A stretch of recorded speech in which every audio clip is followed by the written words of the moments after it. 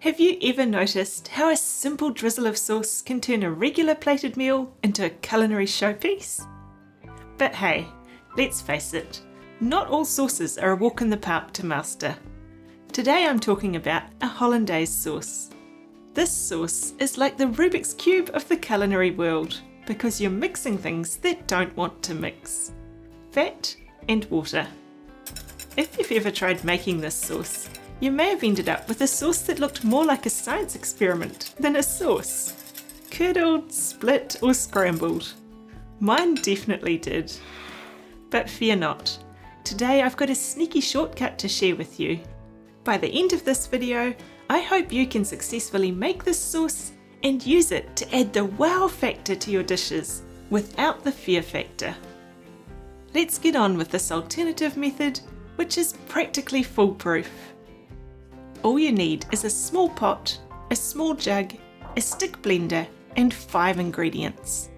We've got some butter, salt, eggs for the egg yolks, water, and lemon juice.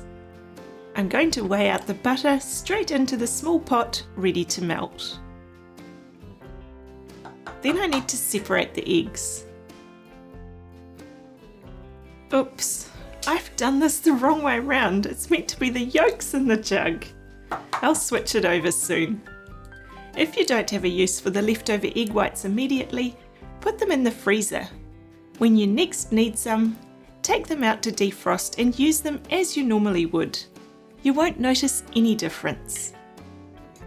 Oh, do you know another random egg tip? If you drop some shell in the bowl, use another piece of shell to scoop it out. It works so much better than a knife, spoon, or your finger. Next, add the water to the yolks. It's very important to keep everything warm. Use room temperature water and eggs, and even make sure your jug isn't cold. If any of these are cold, or you've used your eggs straight out of the fridge, it could spoil your hollandaise. Then add in the lemon juice. This jug we're using is as small as I could find that will snugly fit the stick blender. Lastly, add in the salt. Then get the butter on to melt. Usually for hollandaise you'd use clarified butter, but honestly, you can use plain butter. It removes one step in the process and you won't even notice the difference. Melt the butter until it's bubbly and completely liquid. If you have a thermometer, you want the temperature to be about 110 degrees Celsius, 220 degrees Fahrenheit.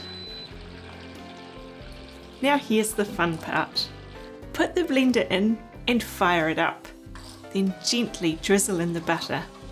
As the hot butter meets the eggs, they start to cook. Notice how slowly I'm drizzling the butter in. This is super important and should take about 1 to 2 minutes. If you do this too fast, it's at risk of splitting. See the white milky bit in the bottom of the pot? That's the bit you'd discard if you were making clarified butter. Traditionally, you wouldn't use this, but when you use this method, it makes no difference. I stop adding the butter when the sauce has reached the consistency I'm looking for. Look at this rich, creamy hollandaise sauce. It looks and tastes just like the traditional version, only it's so much simpler to achieve. It's best to use your hollandaise straight away, but if you're thinking of saving some for later, your best bet is to cover it and keep it warm. And remember, it's a sauce best enjoyed within a couple of hours. When I think about hollandaise, my mind jumps straight to the classic Eggs Benedict.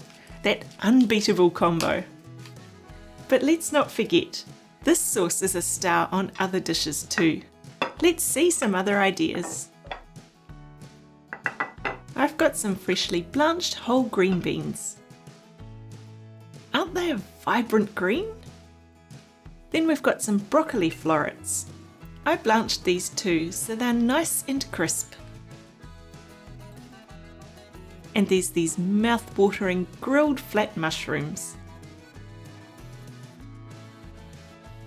A hollandaise sauce is good for pouring over food. It doesn't work so well as a sauce for garnishing a plate because it sets quite quickly. The rich, buttery hollandaise, balanced by the zingy lemon on these sides, is sure to take your taste buds for a ride.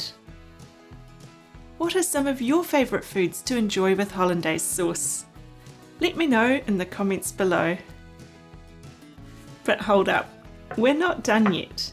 We haven't got our garnishes on. I grabbed a sprig of fresh flat leaf parsley from the garden before. I think this will finish off these mushrooms perfectly. I've also got some black sesame seeds and chopped toasted nuts, seeds on the beans and nuts on the broccoli. Aren't these perfect sides to add to a meal when you want a little bit of fancy without a whole lot of fuss? Hollandaise isn't just about dressing up eggs. It can enhance so many things, even these garlic roasted potatoes. It's also delicious on salmon, steak, asparagus, cauliflower. Why don't you give it a try? So how about a little kitchen adventure? Grab your trusty stick blender and whip up some perfect hollandaise to experiment with. Here's another video you might enjoy. You can use your new tricks to add a hollandaise to these poached eggs and plate up a culinary masterpiece. See you over there.